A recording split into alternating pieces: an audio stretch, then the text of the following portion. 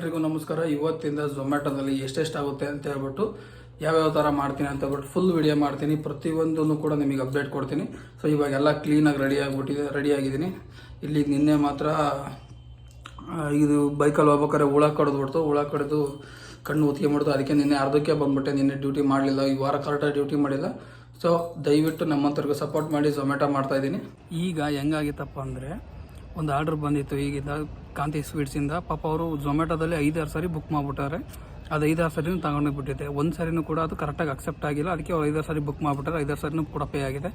ಅವ್ರು ಕ್ಯಾನ್ಸಲ್ ಮಾಡೋಕ್ಕೆ ಟ್ರೈ ಮಾಡ್ತಾರೆ. ಝೊಮ್ಯಾಟೋದವ್ರು ಏನಂತ ಹೇಳ್ತಾರೆ, ಇಲ್ಲ ಸರ್ ಆಲ್ರೆಡಿ ನಿಮಗೆ ದುಡ್ಡೆಲ್ಲ ಬರೋಲ್ಲ, ಯಾಕೆಂದರೆ ಎಲ್ಲ ಬುಕ್ ರೆಡಿ ಆಗಿದೆ, ಅದಕ್ಕೋಸ್ಕರ ದುಡ್ಡು ಬರೋಲ್ಲ. 1700 ರೂಪಾಯಿ ಏನೋ ಬಿಲ್ ಆಗಿಬಿಟ್ಟಿದೆ 5-6 ಸಾರಿ ಬುಕ್ ಮಾಡಿರೋದಕ್ಕೆ. ಪಾಪ ಅವರಂತೂ ಆಲ್ರೆಡಿ ಒಂದು ಬಂದು ಹೋಗಿದೆ ಅಂತ. ಇನ್ನೊಂದು ಸಾರಿ ನಾನು ಕೊಡೋಕೆ ಹೋದಾಗ ಅವ್ರು ಬೇಡ ಅಂದ್ರೆ ನಾನು ಟ್ರೈ ಮಾಡಿದೆ ಕ್ಯಾನ್ಸಲ್ ಮಾಡೋಕ್ಕೆ.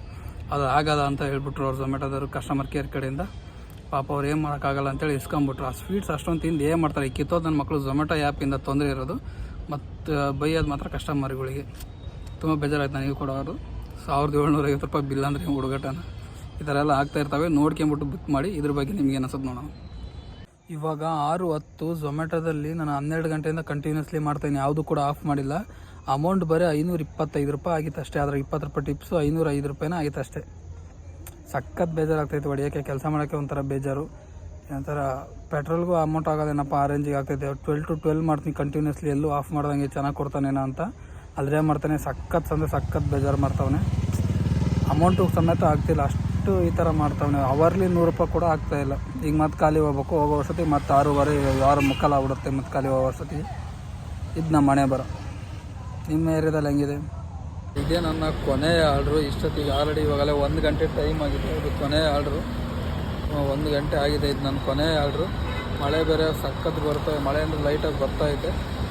ಸದ್ಯಕ್ಕೆ ಮುಗೀತು. 12 ಗಂಟೆಗೆ ಬಂದು ನಾನು 1 ನಿಮಿಷನೂ ಕೂಡ ಮನೆಗೆ ಹೋಗ್ದಂಗೆ 12 ಗಂಟೆಯಿಂದ ಕಂಟಿನ್ಯೂಸ್ಲಿ ಮಾಡ್ತಾಯಿದ್ದೀನಿ. ಇಷ್ಟೆಲ್ಲ ಕಷ್ಟಪಟ್ಟರೆ ಝೊಮ್ಯಾಟೋದಲ್ಲಿ ವಾರಕ್ಕೆ 12-13 ಸಾವಿರ ಸಿಗೋದು.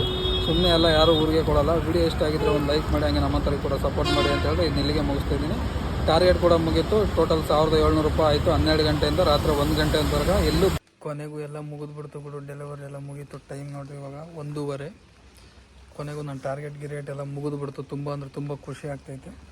117 ರೂಪಾಯಿ ಕೊಟ್ಟ ಲಾಸ್ಟ್ನೇ ಆರ್ಡ್ರು. ಮಳೆ ಸರ್ಜಿ ಎಲ್ಲ ಸೇರಿ ತುಂಬ ಖುಷಿ ಆಯಿತು. ಟಾರ್ಗೆಟ್ ಬಂದ್ಬಿಟ್ಟು 522 ರೂಪಾಯಿ, ಅದು ಕೂಡ ಮುಗೀತು. ತುಂಬ ಖುಷಿ ಆಯಿತು. ನೋಡೋಣ, ಸ್ವಲ್ಪ ಆರ್ಡ್ರ್ ಕೊಡ್ತಿರಲಿಲ್ಲ, ಬೆಳಗ್ಗೆಯಿಂದ ಆರ್ಡ್ರ್ ಕೊಟ್ಟಿರಲಿಲ್ಲ, ಆಮೇಲೆ ಆರ್ಡ್ರ್ ಕೊಟ್ಟ. ಸೊ ಸ್ವಲ್ಪ ಸಮಾಧಾನ ಆಯಿತು ಆಗಿದ್ದು ಬಂದಿದ್ದಕ್ಕೂ. ಸೊ ದಯವಿಟ್ಟು ವಿಡಿಯೋ ಫುಲ್ ನೋಡಿದ್ದಕ್ಕೆ ಥ್ಯಾಂಕ್ ಯು ಸೋ ಮಚ್. ಹಂಗೆ ಸಪೋರ್ಟ್ ಮಾಡಿ. ವಿಡಿಯೋ ಇಷ್ಟ ಆಗೈತಿ ಅಂತೀನಿ. ಸುಮ್ಮನೆ ಇವಾಗ ಮಳೆ ಬೇರೆ ಬರ್ತಾಯಿದೆ.